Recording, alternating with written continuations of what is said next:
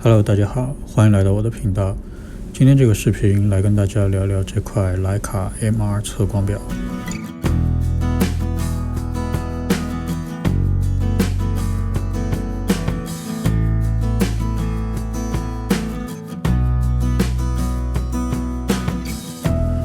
相信很多朋友在选择 M3、M2 或者 M4 的时候，都会因为机身没有测光而犹豫。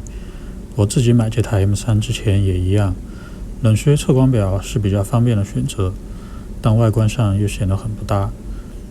当我发现这个徕卡 MR 测光表的时候，就感觉 M3 最后一点点的遗憾也被补齐了。长这个样子的测光表其实有3代，第一代是吸光电池的 MC， 外观最为复古，和 M3 最大。后来 M2 改用电池，第一代 MR 和我这个稍微有点不同，测光的梯形按键在侧面，而我这个是第2代，又叫 MR4。为了给 M4 的快速卷片手柄腾位置，把测光按键移到了机顶，同时还提供黑色的选择。测光表使用的电池是含汞的 PX13， 但因为环保问题已经禁止销售了。我在亚马逊上找到这款 MRB625， 可以完美替代以前的 1.35 伏电池。当然，动手能力强的朋友也可以改装测光表来适应 1.5 伏的电池。这块电池的尺寸和原来的 PX13 还是有点不一样的，直接装进去的话会稍微有一点不稳，但垫一点东西就可以完美解决。装上电池之后，机器前面的按键可以检查电池电量，电压正常的时候，指针会正好来到这个原点的位置，电压太高或者太低都会导致测光不准。测光表底部这个1字螺丝可以用来进行微调，在完全闭光的环境下，测光表的指针应该在0的位置。冷靴底座上这几个螺丝可以用来调整测光表安装的高度和角度，避免划伤机身顶盖。很多 M3 顶盖上的划痕都是因为安装测光表时不小心造成的。安装的时候，先把机身和测光表的快门速度都调到 B 门，就在这个位置才能提起这个波轮，然后插上冷靴。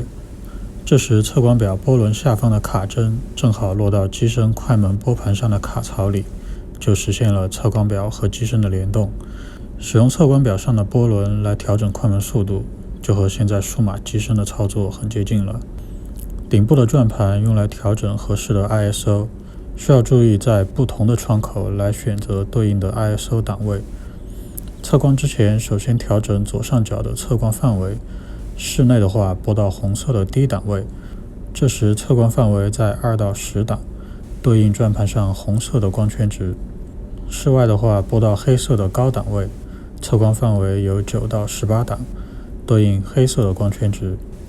然后只要按下机顶这个测光按键就可以完成测光，松手之后指针会固定在那个位置，方便读数。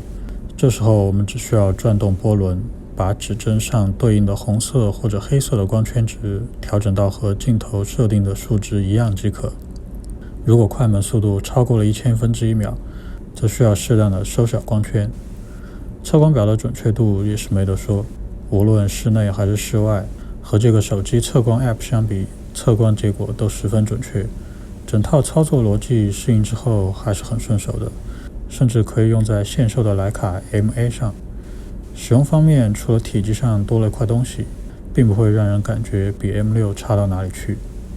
好，今天的视频就先到这儿，喜欢的朋友不要忘记订阅、评论、点赞，那我们下次再见，拜拜。